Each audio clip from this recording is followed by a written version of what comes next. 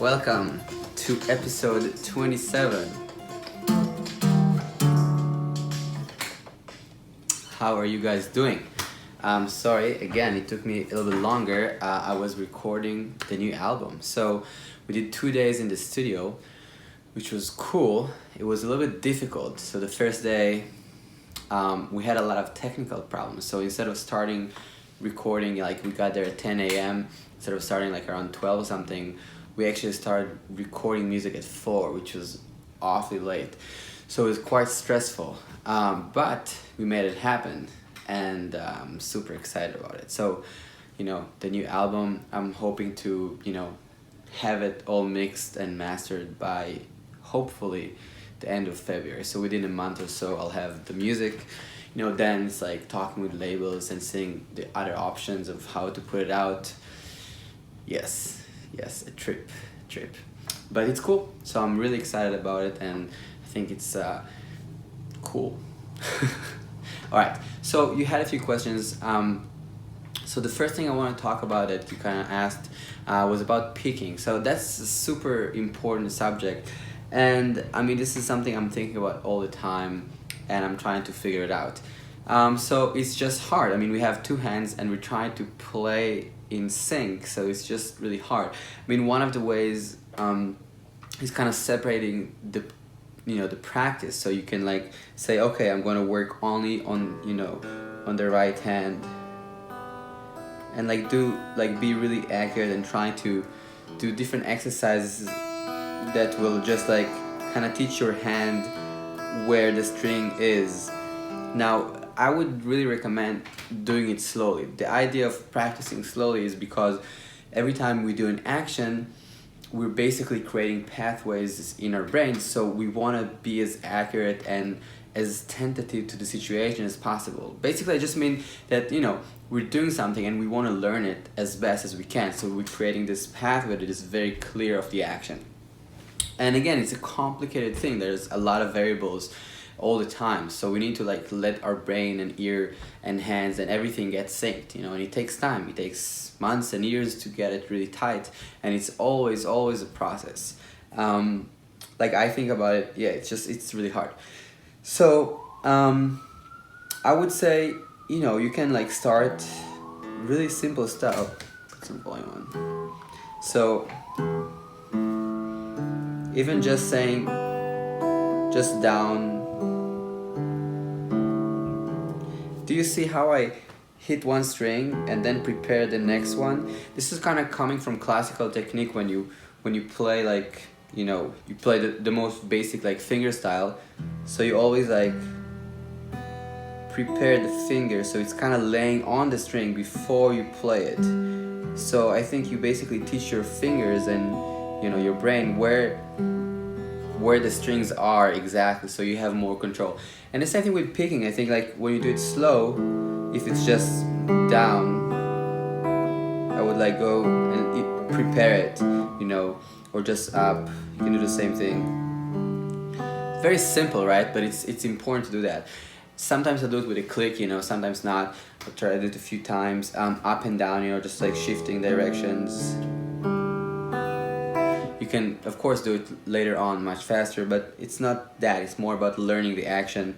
You can jump strings, you can do a lot of different combinations. It's very helpful to write it down, so you can say, okay, I'm playing, like 1 to 6, like strings 1 to 6, so I can, do different orders. I can do 1, 3, 5, 6, or whatever you want. You can say, I'm having like an anchor string.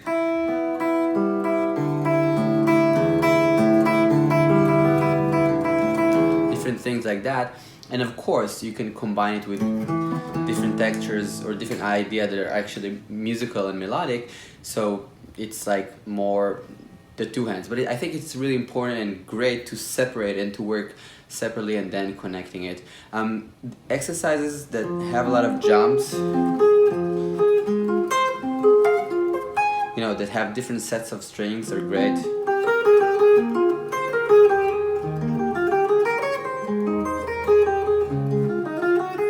I'm just like playing tries. I'm working on some ideas on All the Things You Are with some inversion, so I'll try to like maybe pick it, and try to find different options, picking wise. And this is, this really kind of kicks your ass, because it's just like the more jumps and the more different patterns you're combining, it's trickier.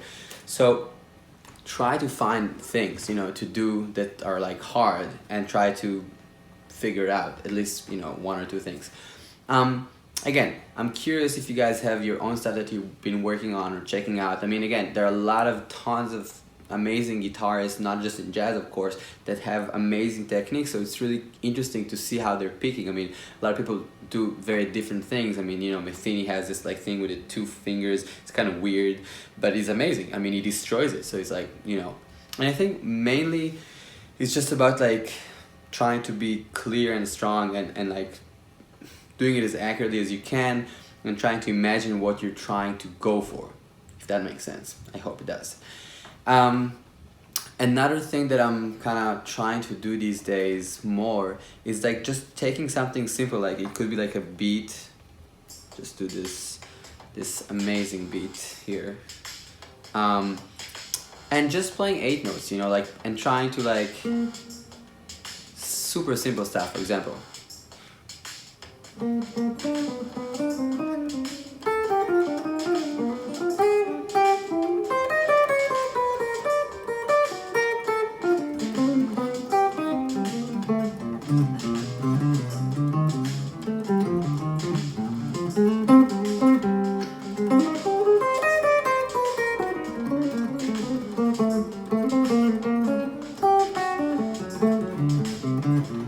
so I was just playing rhythm changes, I did like A, A, B. So I did a few triplets, but basically the main thing was 8 notes and kind of a stream of 8 notes. So I think that's also great for picking, and also if we're talking about jazz and this kind of style of music, so being able to, play the changes. Again, changes in the sense of what's changing between, B flat, hopefully it was in tune. Right, so the difference between B flat, it's annoying, sorry. Okay, so like going to, basically playing B flat, B diminished, C minor, C sharp diminished, like stuff like that on rhythm changes, or like 1, 6, 2, 5, sure, whatever it is, but like showing the change, showing the chords, and playing the progression. So just playing, 8 notes, showing the changes, what's happening.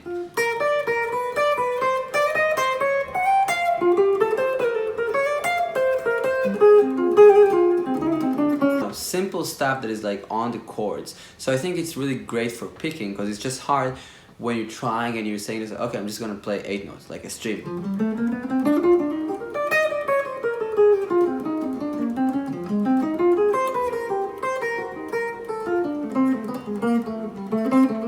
And then again, it could be, more chromatic, or more like kind of zooming into the changes or zooming out a little bit. There are a lot of ways to go about it, but it's still great work, I think, for the picking and, for the harmonic progressions. Okay, another subject. So someone was asking about tendinitis, so, hand problems and stuff like that. Well, I had one time when I was kind of like in high school and started, like, I was just practicing a lot of hours and playing, like, then I was doing, like, practicing guitar a lot, and also, like, practicing like classical music. I kind of started like working on some classical pieces, so I was practicing a lot of hours every day, and I got like this tennis elbow thing. It wasn't awful, but it was painful, and I was really stressed out about it. I was freaking out, and I think it's important to like relax, tell yourself the body can heal, and more importantly, like making sure that if something is painful, something is not right, just stop, like don't push yourself, try to understand how you're holding the guitar, or the instrument, making sure you're as relaxed as possible. I think it also has to do with like some mental aspects. I mean, of course not just, but being in kind of like a relaxed mode, and being like kind of like more chill if possible is helpful. Or I don't know if chill, but just like I'm not chill, but or most of the time I'm not chill, but just like like not trying like to do the actions and trying to work and stuff, but just like but like not stressing out your physical muscles, you know, trying to like analyze what's going on and trying to use as little power as possible. 1 second. Better, it's just the cold is like really affecting it right now. Okay, so I was talking about the hands. So I think trying to play kind of, you know, as effortless as possible, in the sense of, if you think about it, you don't need a lot of energy to push the string down, right? It's like, it's just like a little, whoa, what happened? Whoa, damn.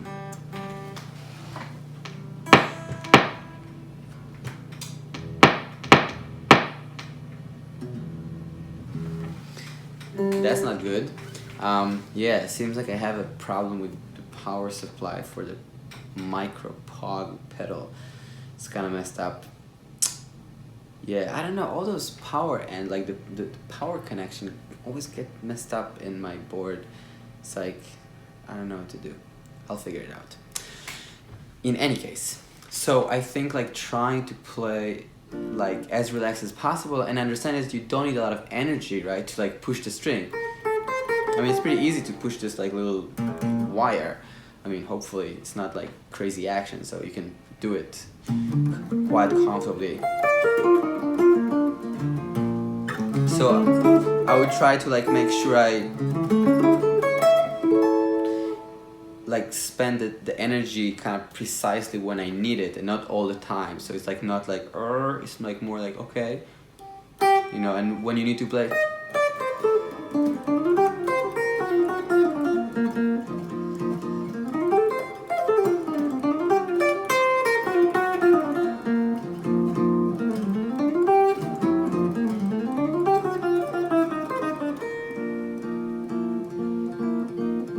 you know what I mean? So it's like in the moment you're hitting it, and then you're like kind of letting go. So there's this balance.